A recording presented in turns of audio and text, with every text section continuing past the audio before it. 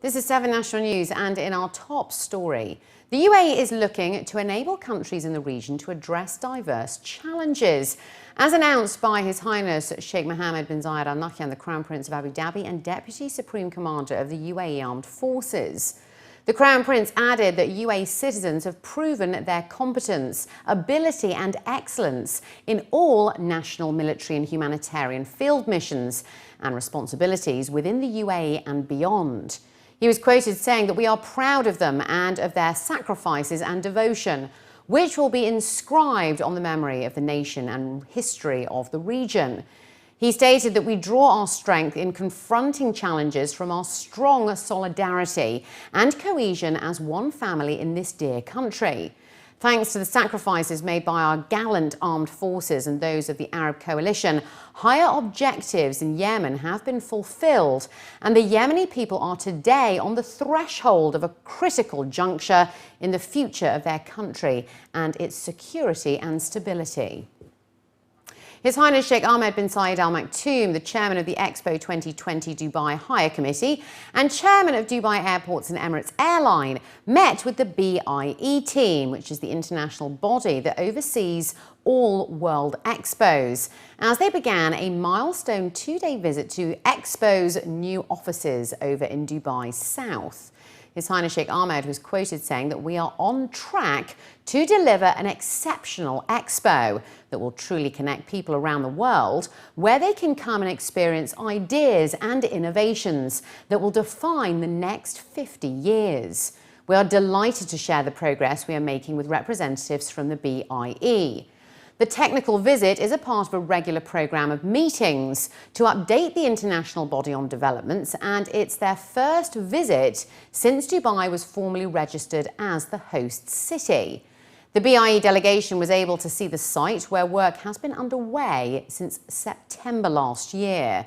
Over 3,900,000 cubic metres of earth has been moved and reused to level the site in preparation for initial infrastructure construction later this year.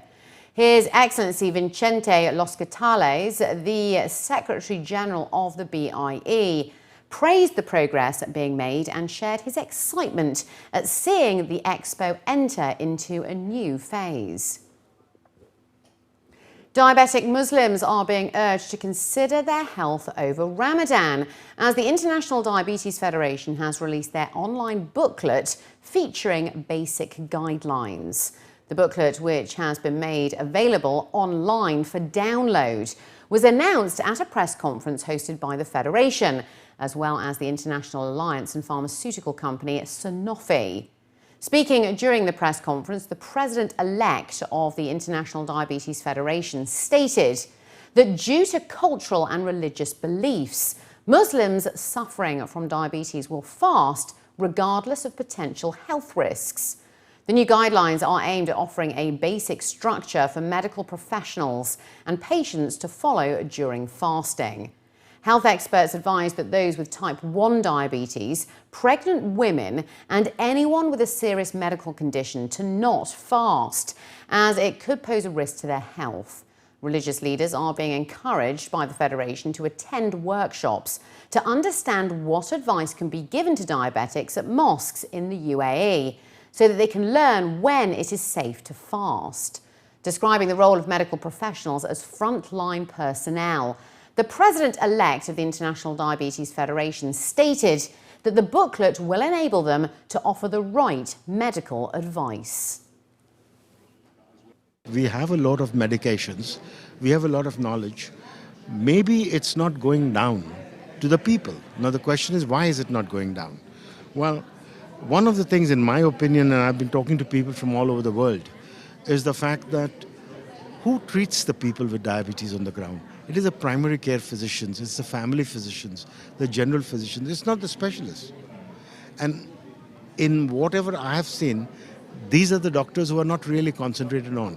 You concentrate on the specialists attending conferences and learning everything. You maybe concentrate on patient education. But the question is, these are the forefront, these are the warriors on the front who will fight diabetes. And we need to empower them. And I think that is what we need to do. Because finally just getting up and saying after 2 years or 3 years, well, somebody dies every 5 seconds is not something I want to do. I think we need to realize, think back, why are we not making a difference, and see what we can do about it. The Dubai police have revealed plans to transform their call centre into a smart police station that can provide services through the number 901. The move comes as the number received 45,705 calls in the last 3 months. Brigadier Kamil Buti Al-Sawaidi, the director of the General Department of the Operations Room of Dubai Police, revealed the figures, adding that 30% of inquiries were about traffic issues and 10% were about criminal cases. The operations room also received 11,174 inquiries through its website and 2,276 through its smart application, while the number of people using touch button services reached 4,650. He added that overall calls increased by 48% so far this year compared to 2014. It was also revealed that the majority of UAE residents, at 47%, would prefer more black points for traffic violations instead of fines. That's according to a recent survey by Emirate Al-Youm. It was found that 35% of the 2,432 respondents supported getting rid of the black point system and receiving only fines, while 18% of respondents preferred to have both the black point system and fines. The ministry has said after the amendments were made to the federal traffic law and black points were initiated back in 2008, fatal accidents have fallen by 40%, from 1,071 deaths in 2008 to 675 last year. Brigadier Gaith Hassan Al-Zabi, the Director General of Traffic Coordination Directorate General at the Ministry of Interior, added that amendments to the federal traffic law are expected this year. The Dubai Taxi Corporation at the Roads and Transport Authority has rolled out a happiness indicator. The new system looks to measure employee happiness based on services provided to them. The CEO of the DTC, which boasts 11,000 drivers, Dr. Yusuf Al-Ali, said that the launch of the happiness indicator within the DTC conforms to the government of Dubai's drive to measure the happiness level of the community in a bid to maximise it and ensure the development drive is human-focused. He added that the indicator is a kind of questionnaire where the employee and the driver can report in a transparent manner his or her impressions about the level of happiness with a job, being happy, neutral or unhappy. He said that weekly reports will then be compiled and analysed. And finally, Ajman residents will soon be able to enjoy free Wi-Fi services in all parks across the emirate.